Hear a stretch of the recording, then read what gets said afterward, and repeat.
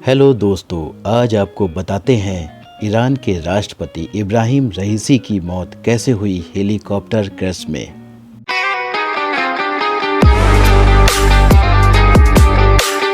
नमस्कार, मैं हूं आपके साथ अनुष्का और आप देख रहे हैं दैनिक क्राइम भारत न्यूज। 19 मई 2024 रविवार की शाम ईरान के प्रेसिडेंट इब्राहिम रईसी और विदेश मंत्री हुसैन अमीर अब्दुल्लाहिन के साथ पूर्व अजरबैजान के लिए उड़ान भरा।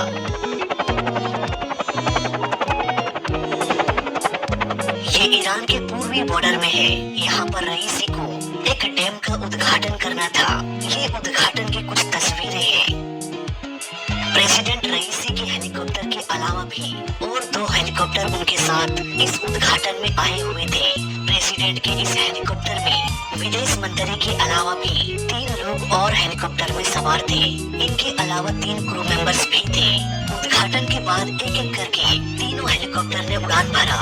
ये जो अजरबैजान नाम की जगह है, ये चारों तरफ ऊंचे ऊंचे पहाड़ पर्वतों से घिरा हुआ है। जब ये तीनों हेलीकॉप्टर उड़ान भरा, उस वक्त मौसम ठीक ठाक थे। प्रेसिडेंट के हेलीकॉप्टर के जो पायलट थे, वो बाकी दोनों हेलीकॉप्टर के इंचार्ज थे। करीब 5 मिनट उड़ान भरने के बाद उन्हें बादलों का सामना करना पड़ा। इसलिए कमांडर ने आदेश दिया कि हेलीकॉप्टर की एल्टीट्यूड को बढ़ा दो, ताकि वो बादलों के ऊपर से उड़ान भर सके और विजिबिलिटी भी बनी रहे। अब तीनों ने अपने अपने हेलीकॉप्टर के एल्टीट्यूड को बढ़ाना शुरू किया। इसके 30 सेकंड्स बाद एक हेलीकॉप्टर के पायलट ने नोटिस किया कि कमांडर का हेलीकॉप्टर यानी कि प्रेसिडेंट का हेलीकॉप्टर दिखाई नहीं दे रहा। उन्होंने आसपास देखने की कोशिश किया, पर तीसरा हेलीकॉप्टर तो दिख गया, लेकिन प्रेसिडेंट का हेलीकॉप्टर दिखाई नहीं दिया। उन्होंने हेलीकॉप्टर के रेडियो के जरिए रेडियो कॉल करने की भी कोशिश किया, पर रेडियो पर कोई भी जवाब नहीं आया। ये हेलीकॉप्टर अपने एल्टीट्यूड को डाउन भी नहीं कर सकते थे, क्योंकि नीचे बादलों का कोहरा इतना घना था कि वो नीचे कुछ भी नहीं देख पाते। प्रेसिडेंट के हेलीकॉप्टर को खोजने के लिए उन्होंने अपने हेलीकॉप्टर को पीछे मोड़ लिया और आसपास 1-2 चक्कर लगाया, लेकिन फिर भी उन्हें प्रेसिडेंट का हेलीकॉप्टर दिखाई नहीं दिया। इसी बीच उन्हें थोड़ी दूर आगे एक खाली जगह दिखाई दिया। उन्होंने अपने हेलीकॉप्टर को वहां उतार दिया। यहाँ पर पेड़ पौधे था नहीं, इसलिए लैंडिंग में कोई भी प्रॉब्लम नहीं हुई। अब इस हेलीकॉप्टर के पायलट ने प्रेसिडेंट का हेलीकॉप्टर उड़ा रहे कैप्टन यानी कि कमांडर को कॉल किया। यहाँ पर रेडियो कॉल में कोई भी जवाब नहीं आया। जंगल में होने के बावजूद भी थोड़ी बहुत फोन पर नेटवर्क आ रही थी, इसलिए उन्होंने कमांडर के फोन पर कॉल किया, इस उम्मीद के साथ कि कोई तो फोन उठा ले। और ठीक ऐसा ही हुआ। कॉल रिसीव हो गया, लेकिन ये आवाज कमांडर की नहीं थी। शायद उनकी मौत हो गई हो। लेकिन फोन की आवाज सुनकर हेलीकॉप्टर में बैठे दूसरे यात्री अली हसीम ने कॉल रिसीव किया। उन्होंने कहा कि हमारा प्लेन जंगल में क्रैश हो चुका है। अब ये हेलीकॉप्टर एक बार फिर से उड़ान भरा, ये देखने के लिए कि आखिर प्रेसिडेंट का हेलीकॉप्टर कहाँ क्रैश हुआ है। पर ये बादल मानो पीछा छोड़ने का नाम ही नहीं ले रहा था। खोजे तो कहाँ खोजे, कैसे खोजे, आखिर प्रेसिडेंट का हेलीकॉप्टर कहाँ क्रैश हुआ, इसका पता लगाने के लिए पायलट ने एक बार फिर से कमांडर के फोन पर कॉल किया। इस बार भी हसीम ने कॉल रिसीव कर लिया। उन्होंने कहा कि मुझे अच्छा नहीं लग रहा, मुझे नहीं पता कि ये क्या हो गया, मुझे ये भी नहीं पता कि मैं कहाँ हूँ। बस चारों तरफ पेड़ ही पेड़ दिखाई दे रही है। मैं किसी को देख नहीं पा रहा हूँ, मैं अकेला हूँ। तुरंत ही ये खबर आग की तरह फैल गई। करीब 40 रेस्क्यू टीम को जंगलों में छोड़ा गया। हेलीकॉप्टर को खोजने के लिए तुरंत ही सैटेलाइट की भी मदद ली गई क्रैश साइट का पता लगाने के लिए, लेकिन इतना करने के बावजूद भी वो असफल रहे। Armenia, Azerbaijan, Iraq, Qatar, Turkey, Russia, इन सारे देशों ने भी रेस्क्यू हेलीकॉप्टर को भेजा। 50 से भी अधिक टीम और सैकड़ों लोगों की तादाद में जंगलों में छानबीन कर रहे थे। वहीं दर्जनों हेलीकॉप्टर और प्लेन जंगल के बीच उड़ान भर रहे थे। पर ढलती शाम और इस कोहरे में कोई भी हेलीकॉप्टर या प्लेन के पायलट नीचे देख पाने में सक्षम नहीं हो रहे थे। यहाँ पर एक ऐसे हेलीकॉप्टर की जरूरत थी जो इस कोहरे के बीच भी देख सके, अंधेरे में भी वो हीट को सेंस कर सके। उधर कमांडर के फोन के जरिए अब तक भी क्रैश लोकेशन में हसीम से बातचीत हो रही थी। बार बार उन्हें ये कहा जा रहा था कि मेडिकल की टीम जल्द ही आप तक पहुंचने वाली है, पर मेडिकल की टीम तो तब पहुंचेगी जब हेलीकॉप्टर की लोकेशन का पता हो।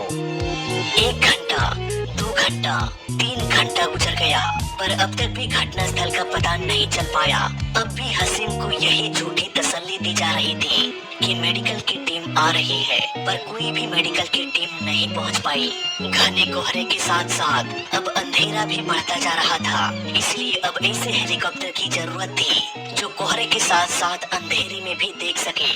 ऐसे में ईरान ने एक नाइट विजन से लैस हेलीकॉप्टर को भेजा और इस हेलीकॉप्टर ने कमाल कर दिया। इस हेलीकॉप्टर ने कुछ ही मिनटों में क्रैश लोकेशन का पता लगा लिया। प्रेसिडेंट का हेलीकॉप्टर एकदम खड़ी चढ़ाई में क्रैश हुआ था। यहाँ तक पहुँचने में भी काफी समस्याएं हुई। जब रेस्क्यू टीम घटना स्थल पर पहुँची तो उन्होंने देखा कि लगभग सभी का बॉडी जल चुका था। वही अली हसीन जो कमांडर के फोन से पिछले 3 घंटों से बातचीत कर रहे थे, अब उनकी भी सांसें बंद हो चुकी थी। हेलीकॉप्टर में सवार सभी 8 लोगों की जान चली गई और बाकी के बचे दोनों हेलीकॉप्टर में सवार सभी लोग सही सलामत पहुंच गए। दोस्तों, अब थोड़ा टेक्निकल बातों पर गौर कर लेते हैं। इस हेलीकॉप्टर को साल 1968 में बनाया गया था और इसे कमर्शियली लॉन्च किया गया साल 1986 में। ये हेलीकॉप्टर लगभग 30-35 साल पुराना था। यहाँ पर हेलीकॉप्टर का पुराना होना कोई बड़ी बात नहीं है, बशर्ते इसका मेंटेनेंस सही से हो। लेकिन गड़बड़ी यहाँ पर ये हुई कि इस हेलीकॉप्टर को अमेरिका ने बनाया है और आज अमेरिका और ईरान की आपसी संबंध ठीक नहीं है, इसलिए अमेरिका इस हेलीकॉप्टर के जो स्पेयर पार्ट्स है उसे ईरान को सप्लाई करना बंद कर दिया। इसका साइड इफेक्ट ये हुआ कि अगर हेलीकॉप्टर का कोई पार्ट खराब होता है तो ईरान उस हेलीकॉप्टर के पार्ट्स को नए पार्ट से रिप्लेस नहीं कर पाएगा, क्योंकि अमेरिका तो सप्लाई करेगा नहीं। या तो उसे पुराने पार्ट्स से ही काम चलाना पड़ेगा या फिर उन पार्ट्स को उसे खुद ईरान में ही बनाना पड़ेगा। इस तरह के कंडीशन में ऐसे हेलीकॉप्टर्स का मेंटेनेंस करना बहुत मुश्किल हो जाता है। इसलिए समय दर समय ऐसे हेलीकॉप्टर्स जिसका मेंटेनेंस ठीक से नहीं हो रहा वो 30-35 साल बाद उड़ने लायक नहीं रहेगा। अब ईरान की एयरफोर्स इस प्रॉब्लम से कैसे डील किया, वो किस तरह से इन हेलीकॉप्टर्स का मेंटेनेंस कर रहे थे, ये तो मुझे नहीं पता, लेकिन मेंटेनेंस में प्रॉब्लम तो होगी। इसलिए तो ईरान के कुछ आर्टिकल्स में अमेरिका पर भी इल्जाम लगाया गया कि उसकी वजह से हेलीकॉप्टर का मेंटेनेंस नहीं हो पा रहा था। लेकिन यहाँ पर फिर भी एक बात समझ में नहीं आती कि इतने हाई प्रोफाइल के लोग बैठे हुए हैं, ईरान का प्रेसिडेंट इस हेलीकॉप्टर में बैठा हुआ है, फिर भी ईरान एयरफोर्स इतने कचड़े हेलीकॉप्टर का यूज किया। इतना ही नहीं, जो ब्लैक बॉक्स होता है जो फ्लाइट में हो रहे सारे एक्टिविटी को रिकॉर्ड करता है कि कब कहाँ हेलीकॉप्टर कितने ऊंचाई में कितने स्पीड से उड़ रहा था, ये सब कुछ ब्लैक बॉक्स रिकॉर्ड करता है, ताकि अगर ऐसी अनहोनी हो जाए तो ब्लैक बॉक्स के फ्लाइट डाटा रिकॉर्डर से ये समझा जा सके कि प्रॉब्लम कहाँ हुई थी। लेकिन अफसोस ये ब्लैक बॉक्स या तो खराब था या फिर इसे ऑफ रखा गया था। अब ऐसा क्यों, ये तो ईरानियन एयरफोर्स ही बता सकता है। इतना ही नहीं, इस हेलीकॉप्टर के अंदर एक ट्रांसपोंडर होता है जिसके जरिए हेलीकॉप्टर और एटीसी टावर एक दूसरे से बातचीत कर सकते हैं रेडियो कॉल के जरिए। जरूरत पड़ने पर मदद भी भेजा जा सकता है। लेकिन रिपोर्ट के अनुसार या तो इस हेलीकॉप्टर के ट्रांसपोंडर को ऑफ किया गया था या फिर ये ट्रांसपोंडर ही खराब था। प्लेन या हेलीकॉप्टर में मौजूद ब्लैक बॉक्स क्रैश के बाद एक पिंग सेंड करता रहता है। इस पिंग को ट्रैक करके भी क्रैश लोकेशन तक पहुंचा जा सकता है। लेकिन अफसोस ये ब्लैक बॉक्स भी वर्किंग कंडीशन में नहीं था। सोचने वाली बात है दोस्तों, सेफ्टी से इतना बड़ा खिलवाड़ कोई कैसे कर सकता है। लेकिन यहाँ ईरान में ये सब कुछ किया गया। 3 हेलीकॉप्टर एक साथ उड़ा, तीनों के लिए मौसम एक सा था, विजिबिलिटी भी एक जैसी थी, फिर भी दोनों हेलीकॉप्टर सही सलामत उड़कर चला गया और एक हेलीकॉप्टर क्रैश हो गया। लेकिन वो हेलीकॉप्टर क्रैश हुआ जिसमें ईरान का प्रेसिडेंट बैठा हुआ था। जबकि अगर मेंटेनेंस की बात की जाए तो जाहिर सी बात है सबसे अच्छा मेंटेनेंस उसी हेलीकॉप्टर का हुआ होगा जिसमें प्रेसिडेंट बैठने वाले हैं। सारे सेफ्टी का अच्छे से ध्यान रखा गया होगा। लेकिन फिर भी ट्रांसपोंडर ऑफ था, फ्लाइट डाटा रिकॉर्डर भी ऑफ था, लोग मरते रहे, पर रेस्क्यू टीम 3 घंटों तक कुछ नहीं कर पाया। यहाँ पर मुझे लगता है कि इन्वेस्टिगेशन की टीम भी कुछ भी पता नहीं लगा पाएगा, क्योंकि उम्मीद बहुत कम है। ट्रांसपोंडर भी ऑफ था, फ्लाइट डाटा रिकॉर्डर से तो कुछ पता चलेगा नहीं। वही कॉकपिट वॉइस रिकॉर्डर की बात करें तो इस हेलीकॉप्टर में वो भी एक्टिव था या नहीं इसकी भी कोई गारंटी नहीं। ऊपर से हेलीकॉप्टर में सवार सभी लोगों की मौत हो गई, यानी कि अब घटना को बयान करने वाला कोई बचा नहीं। तो इन्वेस्टिगेशन किस आधार पर किया जाए। मैं भी देखता हूँ आखिर कैसे इस केस को सॉल्व करते हैं। ईरान का प्रेसिडेंट हेलीकॉप्टर से उड़ान भरता है, खराब मौसम में हेलीकॉप्टर क्रैश हो जाता है। रेस्क्यू टीम को भी पता नहीं कि कहाँ क्रैश हुआ।